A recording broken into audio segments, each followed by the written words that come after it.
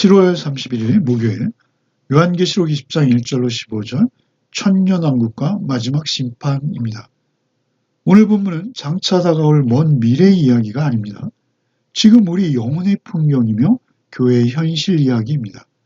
사탄은 결박되었고 복음은 전해지고 있습니다. 또한 성도는 그리스도의 제사장이요 그리스도와 함께 승리의 보좌에 앉아 왕노릇하고 있습니다. 결국 용은 잠시 노연하겠지만 불과 유황못에 던져질 것입니다. 1절로 3절을 읽겠습니다. 또 내가 보매 천사가 무저갱의 열쇠와 큰 쇠사슬을 그의 손에 가지고 하늘로부터 내려와서 용을 잡으니 곧 옛 뱀이요 마귀요 사단이라. 잡아서 1000년 동안 결박하여 무저갱에 던져 넣어 잠그고 그 후에 인봉하여 1000년이 타도록 다시는 만국을 미혹하지 못하게 하였는데 그 후에는 반드시 잠깐 노일이라. 요한사도께서는 천사가 열쇠와 큰 쇠사슬을 가지고 사탄을 결박하고 무저갱에 가두는 환상을 봅니다. 우리는 흔히 이 사건을 미래의 한 장면으로 여길 수 있습니다. 그러나 예수 그리스도의 사역을 통해서 볼 때 사탄의 결박은 이미 시작된 과거의 사건입니다. 예수께서 유대의 서기관들과 논쟁하시며 마가복음 3장에서 귀신을 쫓아낼 수 있었던 것은 강한 자로서 사단을 결박한 후에야 가능한 일이었다라고 설명하시죠. 복음서에는 예수의 제자들은 물론이요 사도행전에서는 사도들만이 아니라 빌립 집사님 역시 귀신을 쫓아내고 있습니다. 결박했다는 것입니다.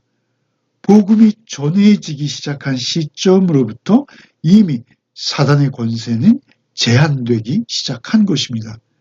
사단이 1000년 동안 결박되었다라는 것은 예수께서 오시고 복음이 전해지기 시작하자 사단의 활동이 이미 제한되기 시작했다라는 의미인 것입니다. 여기서 1000년은 문자적, 숫자적, 시간의 길이를 말하는 것이 아닙니다. 예수님의 초림에서 재림까지의 시간입니다. 지금 이 시대는 사탄이 완전히 사라진 시대는 아니지만 그가 열방을 미혹하지 못하도록 하나님 뜻 안에서 제한된 것입니다. 결박된 시대입니다. 그 증거가 바로 복음이 모든 나라와 언어로 지금도 퍼져나가고 있다라는 사실입니다. 사단이 완전히 무력화되었거나 악이 세상에서 사라진 것은 아닙니다. 그러나 결정적으로 사탄은 예수 그리스도로 인해서 성도를 참소할 수 없게 되었습니다. 4절로 6절을 읽겠습니다. 또 내가 보좌들을 보니 거기에 앉은 자들이 있어 심판하는 권세를 받았더라. 또 내가 보니 예수를 증언함과 하나님의 말씀 때문에 목배임을 당한 자들의 영혼들과 또 짐승과 그의 우상에게 경배하지 아니하고 그들의 이마와 손에 그의 표를 받지 아니한 자들이 살아서 그리스도와 더불어 1000년 동안 왕노릇하니 그 나머지 죽은 자들은 1000년이 차기까지 살지 못하더라. 이는 첫째 부활이라. 이 첫째 부활에 참여하는 자들은 복이 있고 거룩하도다. 둘째 사망이 그들을 다스리는 권세가 없고 도리어 그들이 하나님과 그리스도의 제사장이 되어 1000년 동안 그리스도와 더불어 왕노릇하리라. 요한사도께서는 보좌들을 보았는데 거기에는 심판하는 권세를 받은 자들이 있었습니다. 또한 예수를 증언함과 하나님의 말씀 때문에 목배임을 당한 자들의 영혼, 또 짐승과 그의 우상에게 경배하지 않아 이마와 손에 짐승의 표를 받지 않은 자들이 그리스도와 더불어 1000년 동안 왕노릇하는 것을 봅니다. 이것은 요한이 첫째 부활이라 불려지고 있는 것이죠. 그 첫째 부활에 참여한 자들은 둘째 사망이 그들을 어찌할 수 없다라고도 하시죠. 둘째 사망이라고 하는 것은 첫째 사망이 있다는 것입니다. 첫째 사망은 육체가 경험하는 사망이요. 둘째 사망은 육체의 사망 후에 심판을 거쳐 불못에 던져지는 사망입니다. 하나님과의 영원한 분리를 의미하는 것이죠. 즉 첫째 부활에 참여한 자는 둘째 사망으로부터 완전한 면제를 보장받게 되었다라는 것입니다. 여기서 첫째 부활은 개인이 예수의 복음을 받고 믿음으로 반응함으로 거듭나 중생한 상태를 첫째 부활이라고 말하는 것입니다. 죄로 인해서 죽을 수밖에 없는 자가 생명으로 살아난 것이 첫째 부활입니다. 그렇게 첫째 부활에 참여한 자들은 둘째 사망, 곧 영원한 지옥의 형벌이 결단코 내려질 수 없다는 것을 강조하시는 것입니다. 그들은 또한 제사장과 왕 같은 삶을 살게 된다고도 하시죠. 하나님과 그리스도의 제사장의 역할과 왕으로서의 역할로서 영적인 권세와 그리스도의 승리에 참여한다는 것입니다. 참으로 영광스러운 모습이죠.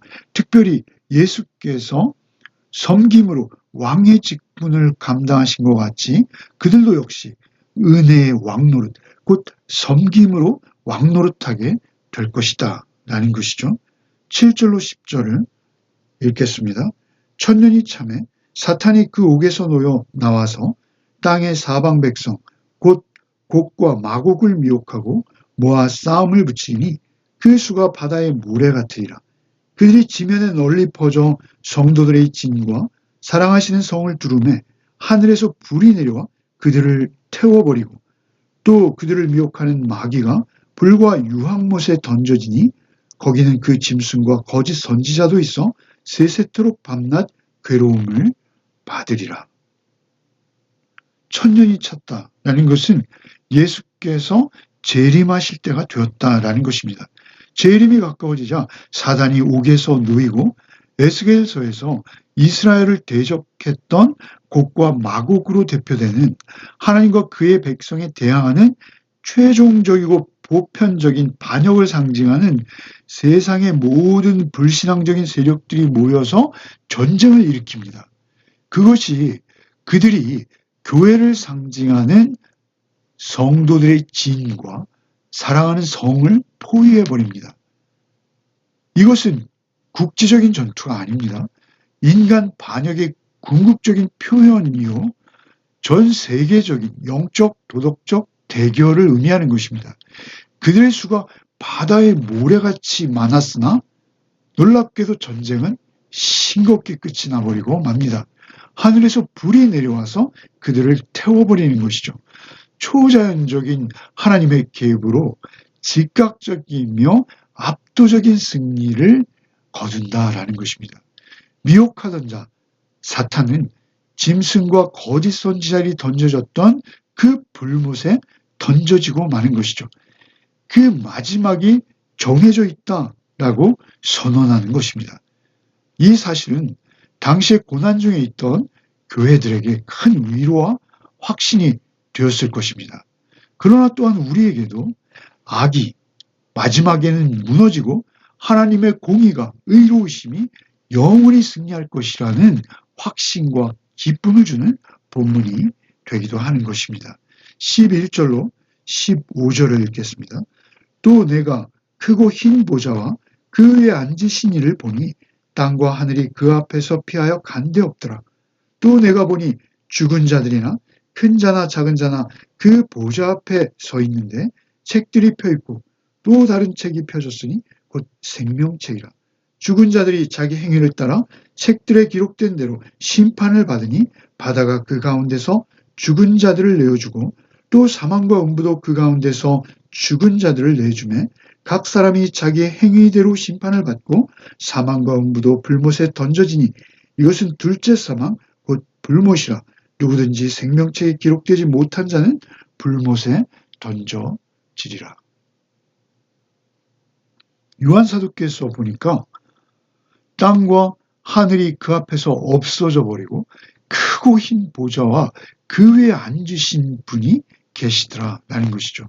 보좌가 크다라는 것은 그 하나님의 엄청난 권능과 영광과 위엄을 말하는 것입니다. 보좌가 희다라는 것은 그 하나님의 심판의 순수하심과 그 의로우심, 그 거룩하심을 상징합니다. 땅과 하늘이 없어졌다라는 것은 옛 창조물이 이제는 하나님의 절대적인 거룩한 심판 앞에 설 수 없으며 온 세상이 하나님의 임재를 견디기조차 할 수 없다는 것입니다. 또한 이제는 새로운 하늘과 땅이 예비될 것이다 라는 의미도 있습니다. 그 앞에는 이제 책들이 펴지고 생명책이 드러나죠. 그러자 바다와 사망과 음부도 그 가운데 죽은 자들을 내어놓습니다. 그리고 각 사람의 행위대로 심판을 받습니다. 생명책에 이름이 없는 자 불못에 던져집니다. 우리는 여기서 한 가지 오늘 본문에 행위대로 심판받는다라는 표현이 2번이나 기록되고 있는 것을 볼 수 있습니다. 만일 온전히 행위대로만 심판받는다면 생명책에 기록될 사람이 과연 있을까요? 여기에서 행위는 율법을 완전히 지키며 도덕적, 윤리적으로 완벽한 삶을 살았다라는 그러한 행위를 말하는 것이 절대 아닙니다. 계시록 전체의 주인공이신 그 피 흘리신 어린 양 되시는 예수 그리스도 안에서 그 삶의 행위를 이어갔는가 라는 의미에서의 행위입니다. 앞서 우리가 19장 8절에 그에게 빛나고 깨끗한 세마포옷을 입도록 허락하셨으니 이 세마포옷은 성도들의 옳은 행실이로다 이렇게 하셨죠. 이 옳은 행실의 옷을 입도록 허락해 주시는 것입니다. 입혀 주시는 것이죠.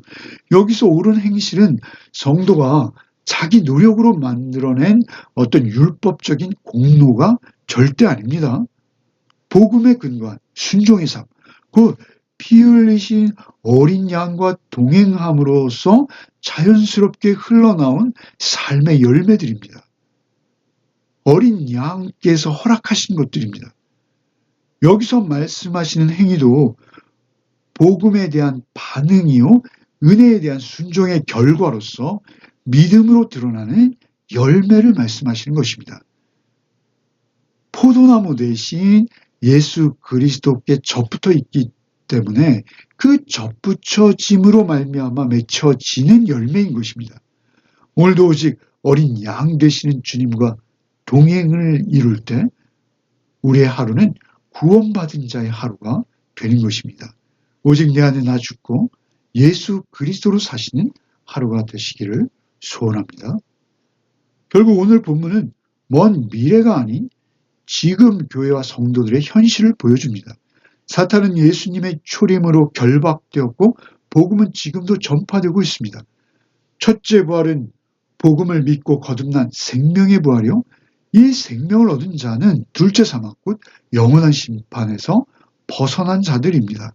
우리의 행위는 율법적 완벽함이 아니라 어린 양과 동행한 복음적 삶의 열매입니다.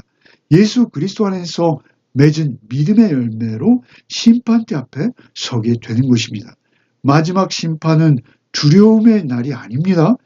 의와 은혜가 완성되는 날입니다. 악은 망하고 생명책에 기록된 자들은 영원한 영생을 얻습니다.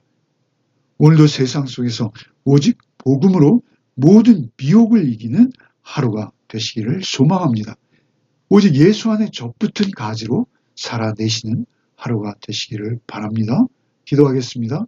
주님, 오늘 요한계시록 20장 말씀을 통해서 이 시대가 이미 주의 통치 아래 있다는 것을 믿음으로 고백하게 하시니 감사드립니다.